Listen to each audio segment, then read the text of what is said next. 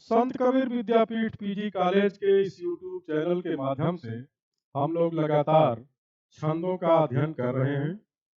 आज हम जिस छंद के विषय में आप सबके सम्मुख रखने वाले हैं वह है बसंत तिलका छंद।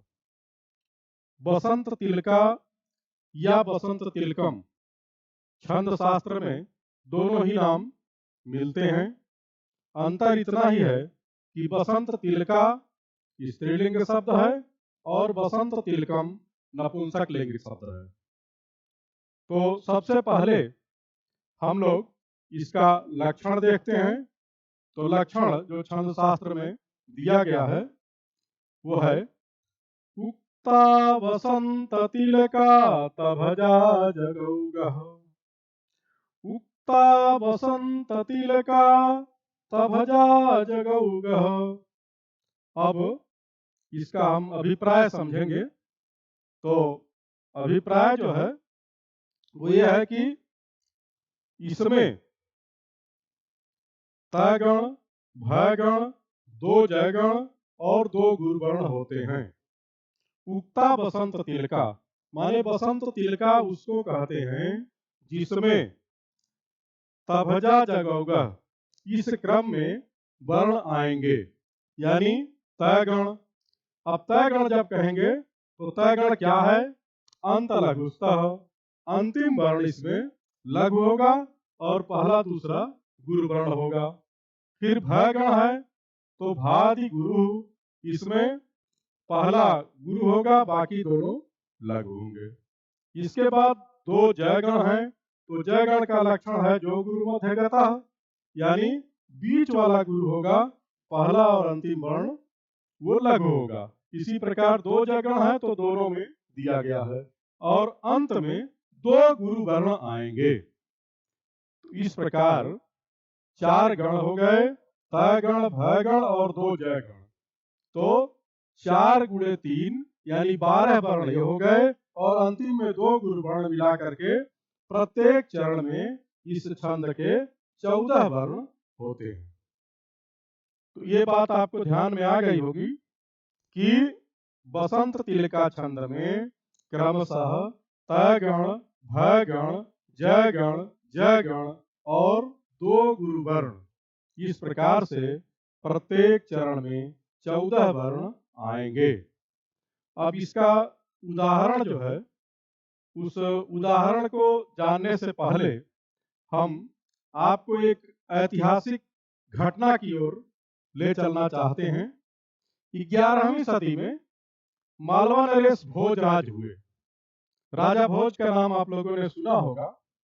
तो भोजराज ने घोषणा कर रखी थी कि उनकी राजधानी धारा नगरी में कोई भी व्यक्ति मूर्ख या अनपढ़ नहीं रहेगा।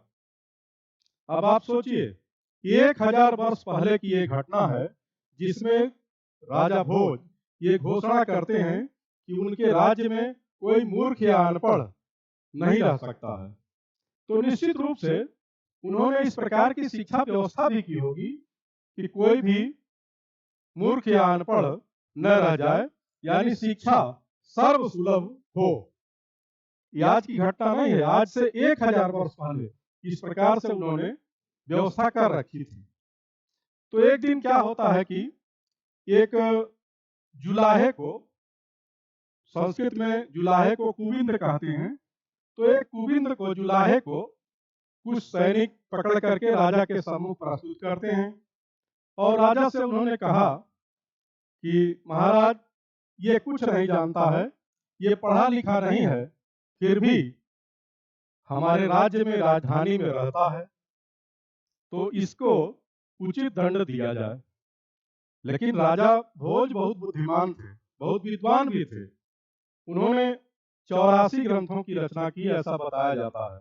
स्वयं भी बहुत महापंडित थे, विद्वान थे। तो उन्होंने सोचा कि बिना परीक्षा किए किसी को दंड देना उचित नहीं है। तो उन्होंने उस जुलाहे से, कुविंद से पूछा कि क्यों भाई, तुम कुछ नहीं जानते, तुम पढ़े लिखे नहीं हो? तो उस जुलाहे ने जो उत्तर दिया वो बसंत तिलका छंद में उसने एक श्लोक कहा और वो श्लोक है, काव्यम करोमि नहि चारुतरम करोमि, यत्नात् करोमि यदि चारुतरम करोमि, भूपालमौलिमणिमण्डितपादपीठ, हे साहसांक कवयामि वयामि यामि। काव्यम करोमि नहि चारुतरम करोमि। उसने कहा कि महाराज, मैं कविता करता हूं, नहीं चारुतरम करोमि, लेकिन अच्छी कविता नहीं करता हूं। अब ये उसका जो है विनम्रता है, शालीनता है। उसने जो श्लोक कहा वो तो बहुत सुंदर श्लोक कहा, लेकिन शालीनता पूर्वक उसने उत्तर दिया। उसको आप देखें, काव्यम करोमि नहीं चारुतरम करोमि, मैं कविता करता हूं लेकिन अच्छी कविता नहीं करता हूं। यत्नात् करोमि यदि, यदि प्रयत्न पूर्वक करूं तो अच्छी कविता भी कर सकता हूं। यत्नात् करोमि यदि चारुतरम करोमि, भूपाल मौलि मणिमंडित पादपीठ। अब इस में उसने राजा की प्रशंसा किया कि हे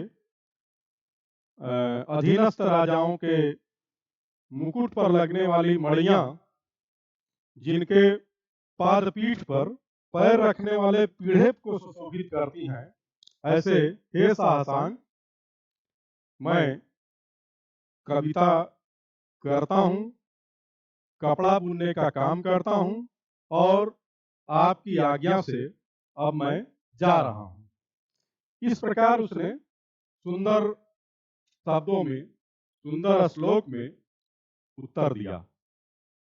तो इससे राजा चकित हो गए, प्रसन्न हो गए, और उसको ढेर सारा पुरस्कार भी दिया और अपने राज्य में उसको और अच्छी रहने की व्यवस्था भी किया।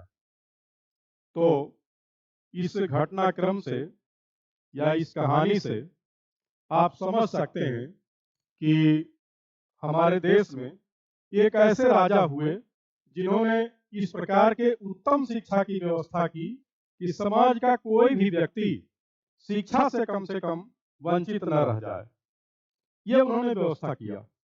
लेकिन दुर्भाग्य से उनके बारे में इतिहास में बहुत कम जानकारी मिलती है, और बाद के जो हमारे शासक हुए, उन्होंने हमारी जो शिक्षा व्यवस्था थी, प्राचीन गुरुकुल प्रणाली थी, उसको चौपट कर दिया, तहस नहस कर दिया।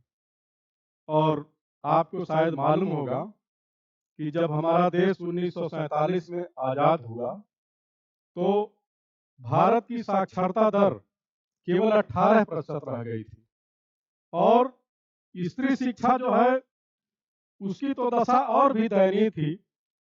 मात्र 8% साक्षरता 1947 में महिलाओं की थी।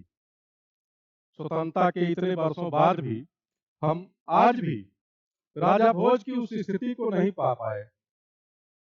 ये घटना, ये कहानी हमको अपने प्राचीन गौरव गाथा और वैभव के प्रति भी हमारा ध्यान आकृष्ट करती है। अब इसमें आप देखें कि किस प्रकार से वर्णों का संयोजन है। काव्यम क, ये एक गण हो गया, तगण। रोमीन, ये एक गण हो गया, भगण। उसके बाद ही चारु, ये जगण हो गया, और तरम क, ये भी जगण हो गया, और अंत में दो गुरुवर्ण रो और मी। तो ये जो है 4 गुणे 3 यानी 12 वर्ण ये हो गए गणों के चारों, और अंत में 2 गुरुवर्ण हो गए, यानी एक चरण में ये 14 वर्ण इस प्रकार से आते हैं। ये इतना आपको समझ में आ चुका होगा। इसके पश्चात हम जो है अगले उदाहरण पर चलते हैं। अब ये जैसा कि बसंत तिल का छंद है, तो इसके पहले हमने जितने छंदों का अध्ययन किया है वो सभी छोटे छंद थे। जैसे अनुष्टुप था, तो उसमें प्रत्येक चरण में 8 वर्ण हैं। इंद्रवज्रा 11 थे। फिर उसके बाद 12 वर्णों के छंदों का हमने अध्ययन किया, जैसे वंशस्थ हो गया, द्रुत विलंबित हो गया, भुजंग प्रयात हो गया। लेकिन ये पहला ऐसा छंद है जिसमें 14 वर्ण आते हैं, और एक प्रकार से ये छंदों के क्रम में ये एक दीर्घ छंद है, बड़ा छंद है।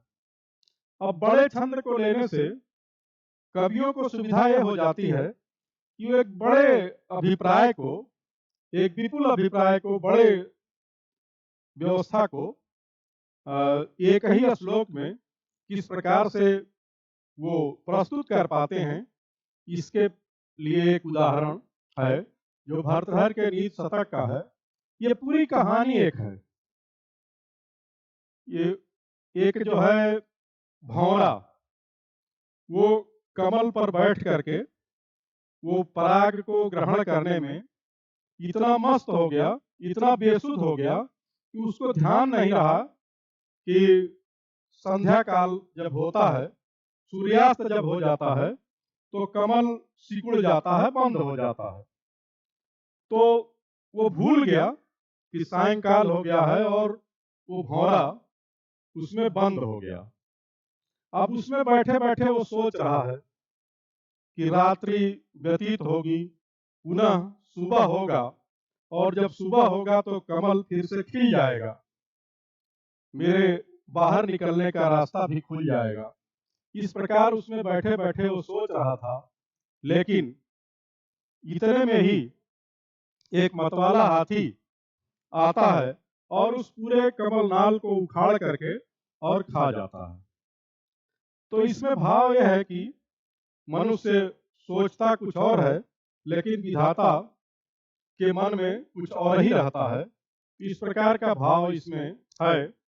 रात्रिर्गमिष्यति भविष्यति सुप्रभातम, भास्वानुदेश्यति हसिष्यति पंकजश्री, इत्थं विचिन्तयति कोशगते द्विरेफे, हा हंत हंत नलिनी गज उज्जहार। अब इस श्लोक में भी आप देखें कि किस प्रकार से इसमें 14 वर्ण हैं, और जैसा पूर्व में बताया जा चुका है, तगण, भगण, जगण, जगण और 2 गुरुवर्ण, ये इसमें भी प्रत्येक चरण में आता है।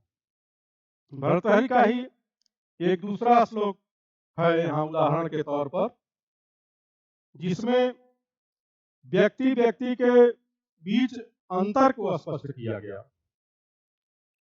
कुछ व्यक्ति होते हैं जो श्वान वृत्ति के होते हैं, और कुछ होते हैं जो गज वृत्ति के होते हैं। तो श्वान क्या करता है? श्वान को अपने मालिक को देखते ही वो तमाम प्रकार के चाटुकारिता जैसा करने लगता है, और हाथी, उसके पास आप जो है चारा लेकर के जाइए तो एक बार वो केवल ऐसे मुड़कर धीरे से देखता है, और बहुत मान मनोबल करने पर वो उसको ग्रहण करता है।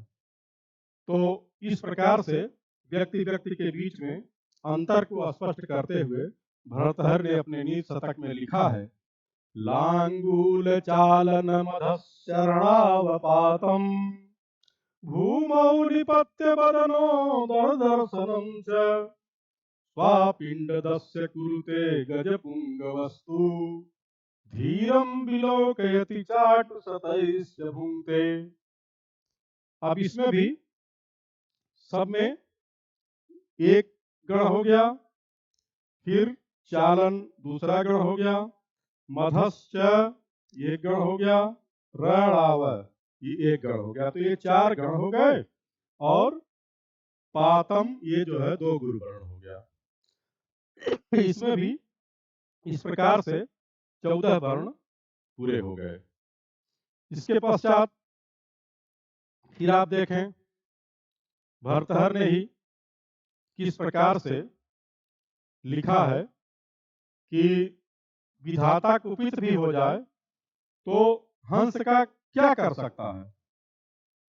वो अधिक से अधिक उसका जो है विहार और विलास जो कमल के बीच में उसका है उसको छीन सकता है, लेकिन जो उसका नैसर्गिक गुण है, जो जन्मजात गुण है उस हंस के पास कि वह नीरक्षीर विवेकी होता है, उसके इस गुण को विधाता भी नहीं छीन सकता।